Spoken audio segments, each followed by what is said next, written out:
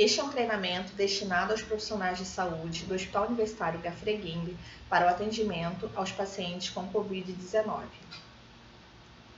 Sobre o SARS-CoV-2. É um vírus novo, identificado como causa de um surto de doença respiratória detectado pela primeira vez em Wuhan, na China. Esse vírus foi isolado em 7 de janeiro de 2020 pelas autoridades chinesas. Inicialmente, os casos teriam correlação com o grande mercado de frutos do mar e animais, o que sugeria uma contaminação de animais para pessoas. Só que houve um crescente número de casos, sugerindo a contaminação de pessoa para pessoa. Ele pertence a uma grande família de vírus, Coronaviridae, comuns em diferentes espécies de animais, incluindo camelos, gado, gatos e morcegos. Foi declarado pela OMS como causador de uma pandemia em 11 de março de 2020 e decretado estado de calamidade pública pelo Estado brasileiro. Ainda sobre este vírus, os coronavírus, eles são capazes de provocar epidemias, podendo evoluir para pandemias quando um novo vírus se dissemina em uma população que não possui imunidade para o novo subtipo viral. Sobre a Covid-19. Ainda há muito para aprendermos sobre a transmissibilidade, a gravidade e outros recursos associados ao SARS-CoV-2, e as investigações estão em andamento em todo o mundo. Causa sintomas leves, sugerindo um resfriado comum, e outros sintomas muito graves, chegando ao óbito em algumas situações. E estes casos mais graves estão relacionados em sua maior parte ao grupo de risco, que são idosos acima de 60 anos, portadores de comorbidades como hipertensos, diabéticos, imunossuprimidos, pneumopatas, dentre outros. Os sintomas podem aparecer de 2 a 14 dias após a contaminação, com média de 5 dias. A transmissibilidade em média de 7 dias após o início dos sintomas. E as manifestações clínicas mais comuns: tosse seca, dificuldade para respirar e febre. E em casos mais graves, podem evoluir com pneumonia, insuficiência renal e morte. A transmissão ocorre pelo contato direto, pela inalação de gotículas eliminadas pela tosse e espirro. As gotículas são partículas maiores que 5 micras e elas permanecem suspensas no ar por segundos e rapidamente se depositam em superfícies. Qualquer pessoa que tenha contato próximo dentro de 1 metro com alguém com sintomas respiratórios está em risco de ser exposta a gotículas respiratórias potencialmente infecciosas. E também pelo contato indireto por meio das mãos, objetos ou superfícies contaminadas. Cabe ressaltar que nós estamos em um estágio de transmissão comunitária. O que isso significa? Não há mais rastreabilidade da fonte de infecção. Tal definição implica em mudanças no manejo dos casos, em especial da investigação laboratorial e de contatos. Este estágio de transmissão comunitária foi declarado pelo Ministério da Saúde em 20 de março. E quais são os equipamentos de proteção individual recomendados ao atendimento destes pacientes? A máscara cirúrgica devem ser utilizadas para evitar a contaminação da boca e nariz do profissional por gotículas respiratórias, quando o mesmo atuar a uma distância inferior a 1 metro do paciente suspeito ou confirmado de infecção pelo novo coronavírus. Alguns cuidados durante o uso da máscara.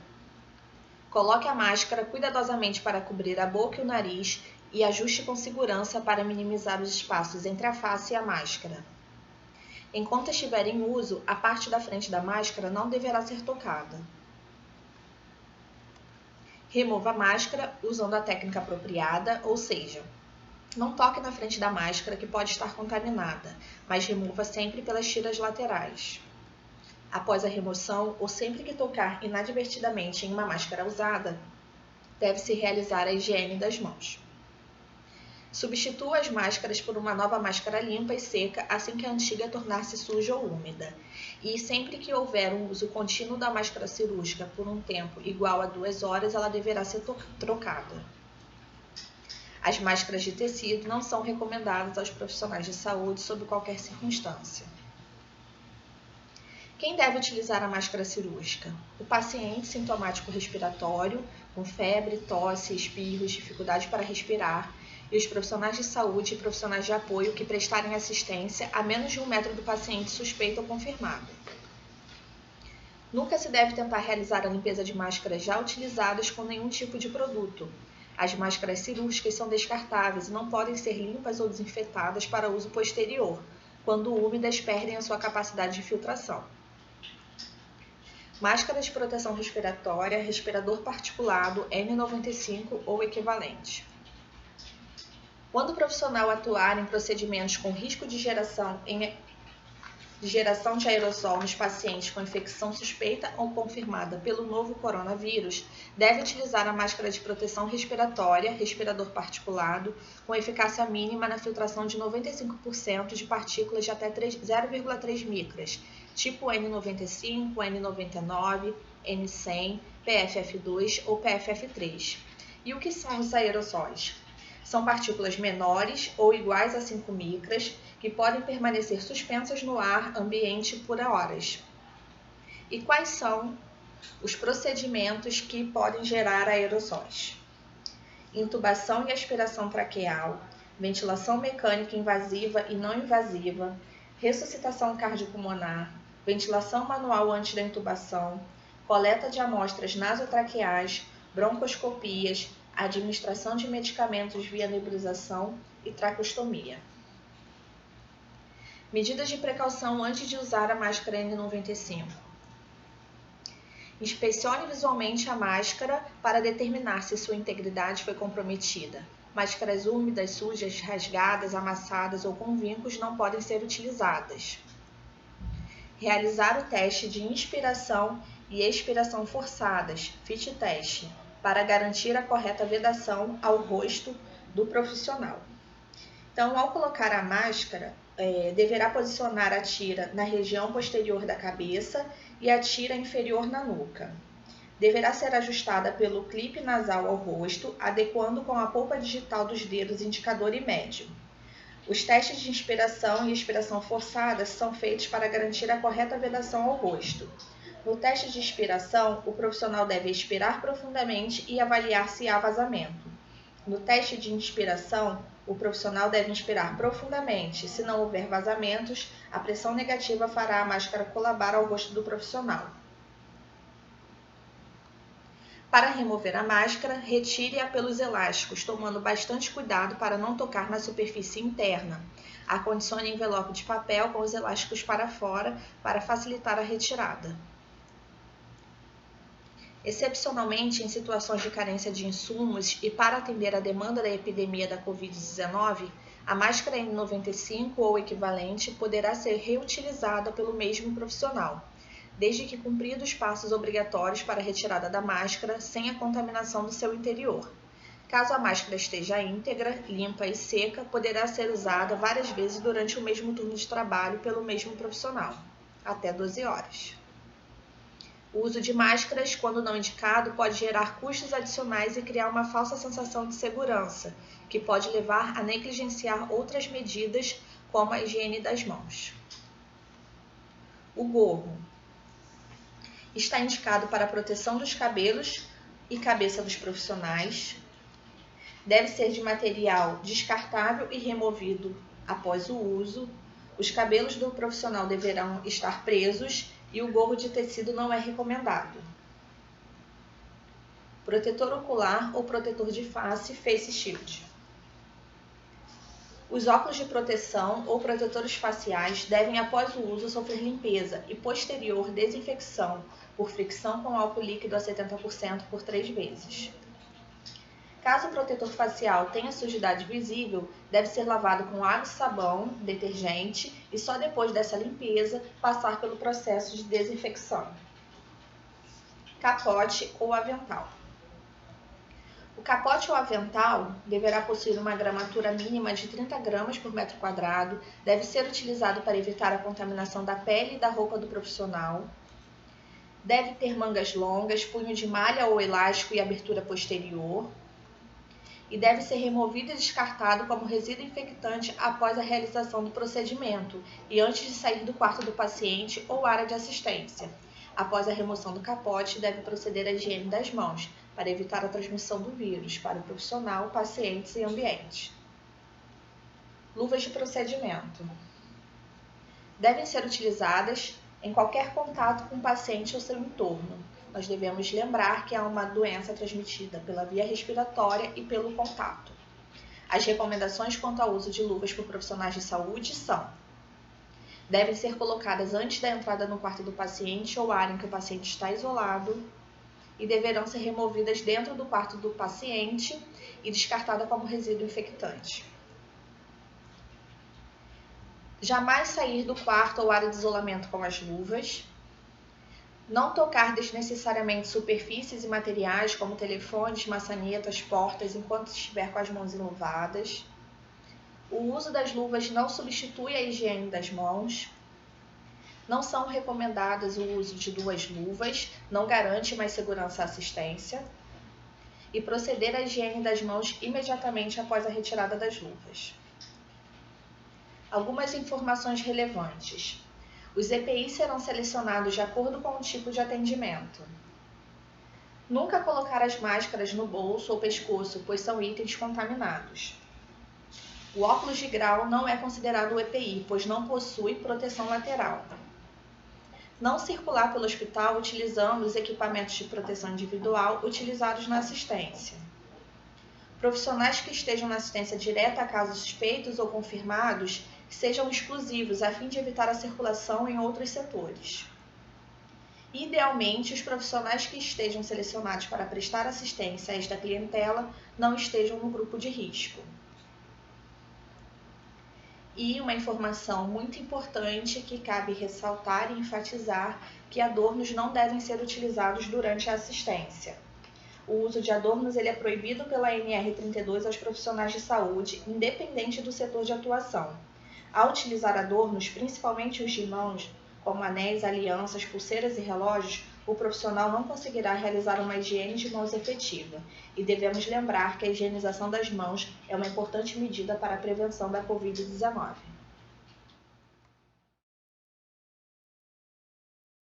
Antes de entrar no ambiente de assistência, o profissional deverá separar todo o material necessário: luvas, capote descartável, máscara de acordo com o procedimento, descartável, protetor facial ou óculos de proteção, gaze e álcool a 70% para realizar a desinfecção do protetor facial após o uso. Antes de entrar no quarto, o profissional deverá adotar a seguinte sequência: higienizar as mãos executando a técnica apropriada. O profissional deverá respeitar o tempo de acordo com o produto que utilizar. Fricção do produto alcoólico de 20 a 30 segundos. Higienização com água e sabão de 40 a 60 segundos. Ao utilizar o produto alcoólico, deverá aguardar a secagem completa das mãos.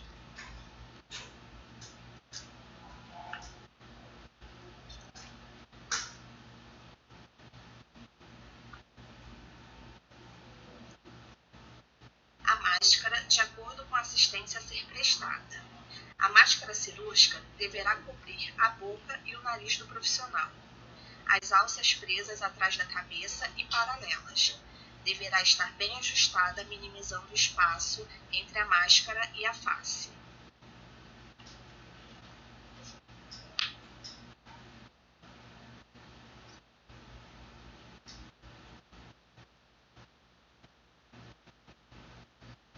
No caso de uso da máscara N95, o profissional deverá posicionar uma das alças na cabeça posteriormente e a outra na nuca. Ajustar o clipe nasal com a polpa digital dos dedos indicador e médio e verificar a vedação pelos testes de expiração e inspiração forçadas.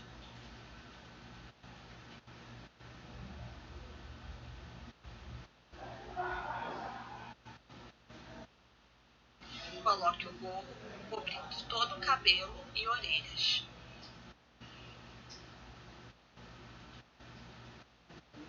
Coloque o óculos ou protetor facial. Lembrando que no caso do protetor facial, o profissional deverá realizar seu ajuste prévio à paramentação.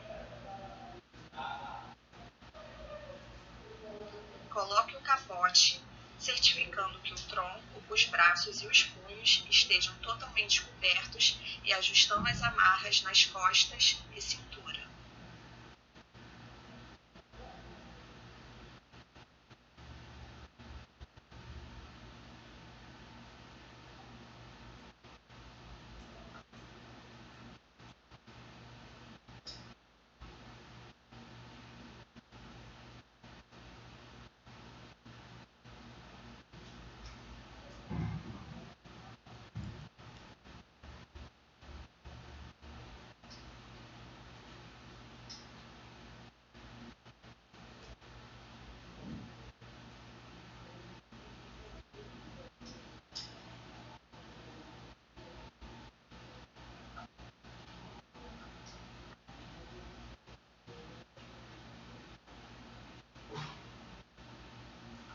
Calce as luvas e estenda-as até cobrir completamente o punho do capote.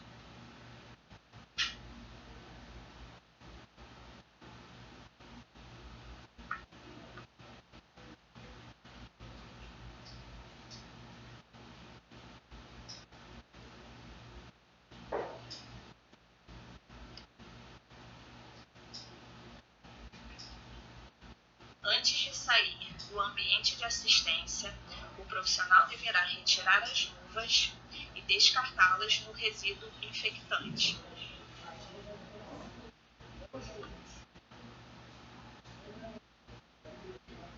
Higienizar as mãos, observando a técnica e o tempo preconizados.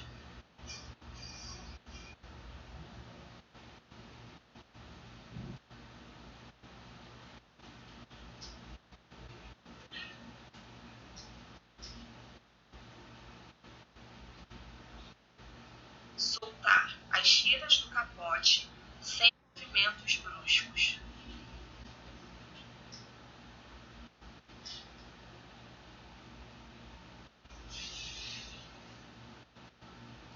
Iniciar a retirada pela manga, apoiando o punho do capote, lembrando que esta parte está segura para o profissional, pois estava coberta pelas luvas. Proceder à retirada da outra manga e remover o capote pelo avesso, expondo sua face interna e descartá-la no resíduo infectante.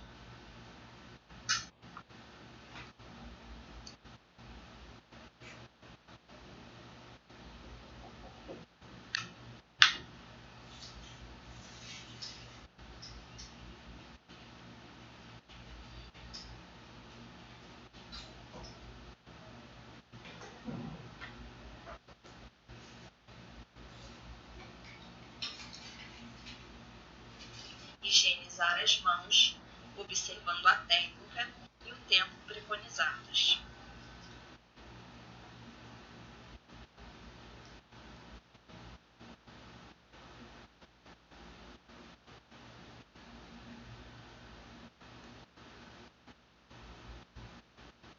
Saia do quarto.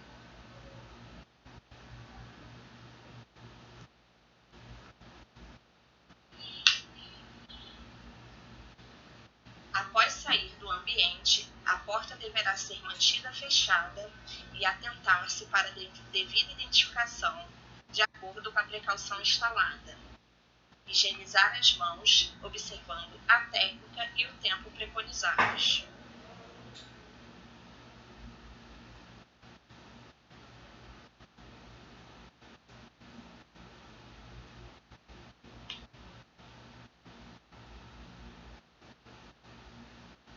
Retire o protetor facial pelas laterais e acondicione de modo a realizar posteriormente a sua desinfecção. Higienize novamente as mãos, observando a técnica e o tempo.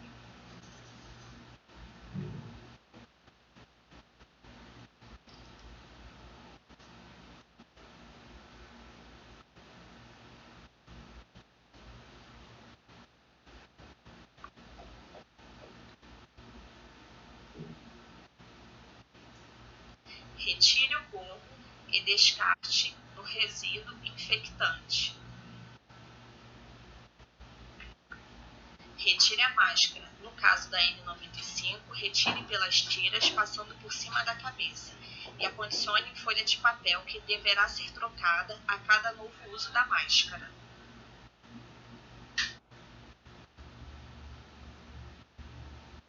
A máscara deverá ser acondicionada com as tiras para fora e devidamente identificada com o nome do profissional.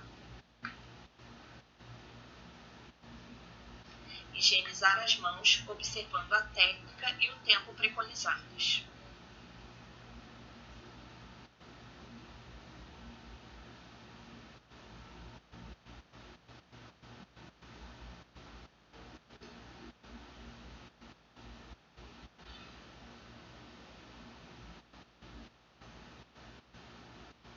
Para realizar a desinfecção do protetor facial, o profissional deverá calçar as luvas de procedimento, realizar fricção de gás com álcool em sentido unidirecional por 3 vezes, do menos contaminado para o mais contaminado.